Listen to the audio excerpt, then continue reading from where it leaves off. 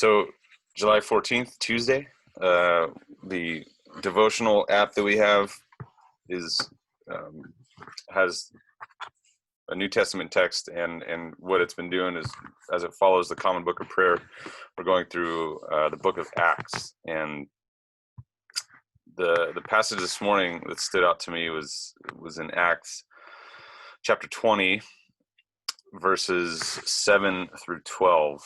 And I think there's just it's kind of an interesting story here. And I think one of the things that I've noticed in the church is there's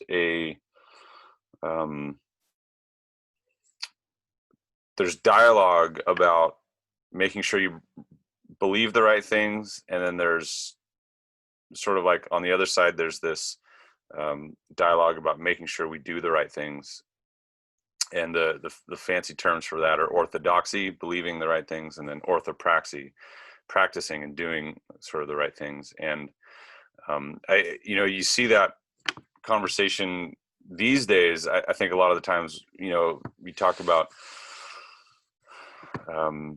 injustice, or you talk about like racial racism throughout the world, and racism is in some ways, in some moments it's a very personal, very clear, overt, hate-filled racism where people have hate in their heart toward people who are different than them. And then you have like the more systemic racism that where like kind of the systems we have in place, the structures that create society are shaped in ways that oppress certain people. And so the way I hear this conversation these days with Orthodoxy Orthopraxy, that there's this sort of on one side people say, oh, orthopraxy, it's like we have to go and fight this and challenge this and change the systems and all that stuff. And then the other side of that, people that I think probably fall in the more the orthodoxy camp say, well, it's a sin issue. It's just a sin issue. We need to change.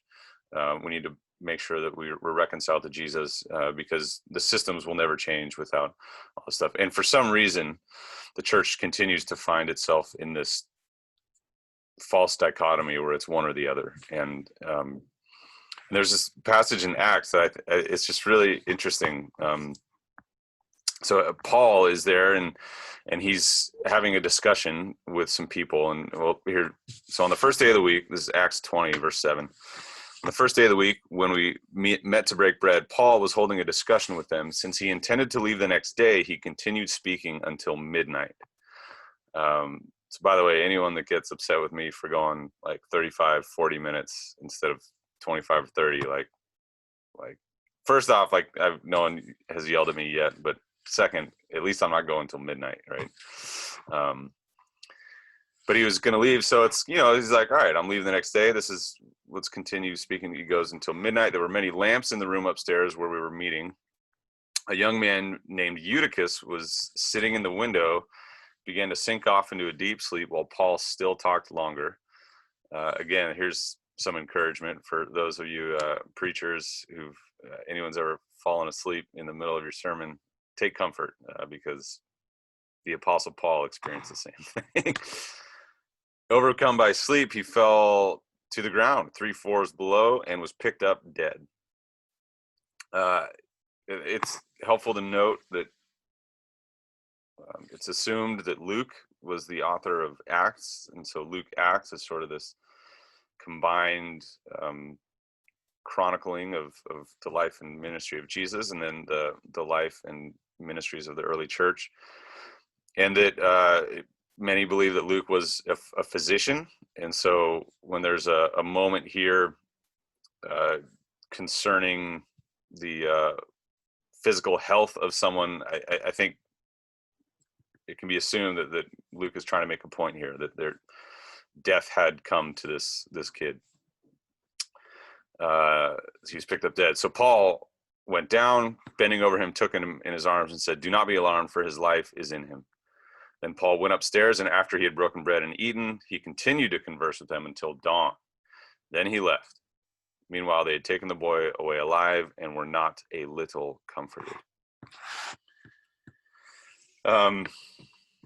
So for me, I think that's interesting. Here we have a passage that fuses together orthodoxy and orthopraxy. First, talk, I think, shapes our actions, right? If we can assume, which I think it's fair to assume, we can assume that Paul was discussing with them the gospel, right? I mean, we find that throughout the New Testament, that was sort of Paul's main thrust. And so let's assume he was talking to them about Jesus, about the gospel and all that stuff. And if he was right, he was probably talking about the resurrected Jesus, the resurrected King. And if we're having conversations about a resurrected living, then that will unquestionably lead toward actions of refuting death in the name of life, right? That if we are shaped by conversations and dialogue, celebrating and worshiping and modeling our lives after and submitting our lives to the lordship of the God who has risen from the dead and conquered death, that when we encounter death, when we see expressions of the manifestation of sin and brokenness, then we refute those things. We long to combat those things.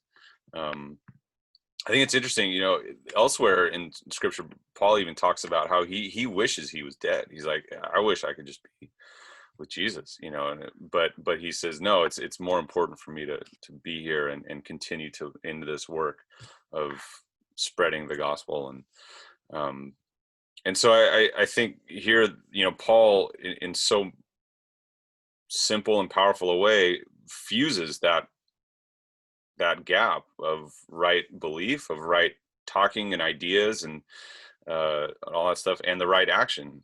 He was probably talking about resurrection and the inbreaking of God's kingdom here on earth as it is in heaven.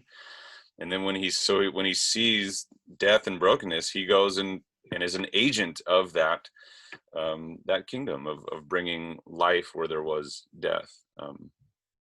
And so I think it's a false dichotomy, right? It's either right belief or it's right actions. It's both. It has to be both. And so the first, that our talk shapes our actions, and the claim that talk is cheap, that I disagree with that, because I think talk and engaging in words, those are actions, those are things that are done, and those actions shape our other actions, right? And then the second thing I think is that our proximity to suffering is important. Our proximity to suffering is important. If we're never around suffering, if we're never around people who are in need of restoration and renewal, then we won't understand the bridge or the need to bridge that gap between orthodoxy and orthopraxy. If we can always stay in places of comfort and ease, then it's easy to just talk about the ideas of God and theology and all that stuff without needing to bridge the gap between our ideas and our actions. And here, Paul, the proximity was palpable. It was obvious. Like this kid had fallen out of the window, and so he goes and restores him. So I think for me, it's that reminder that our ideas and our theology are meant to shape our actions, and we need both. We need to have that tension of both, and that also it's important to acknowledge that our actions of orthopraxy and the sort of the embodiment of our orthodoxy, if you will, those need to be taken place as we find ourselves close to those who are in need of restoration. As one person said, when Jesus says the poor will, you will always have the poor with you. Um, I've heard it claimed that was really a description of the church. He says, you'll always have the poor with you because you as the church will always be with them. Not sort of poverty will always exist. It's you'll have the poor with you because you as the church will be in close proximity to those who are poor. So may we find ourselves close to those in need of restoration, and may we be reminded that our right actions are fundamentally shaped by our ideas of who God is and who we are, as we bridge that gap between right belief and right actions.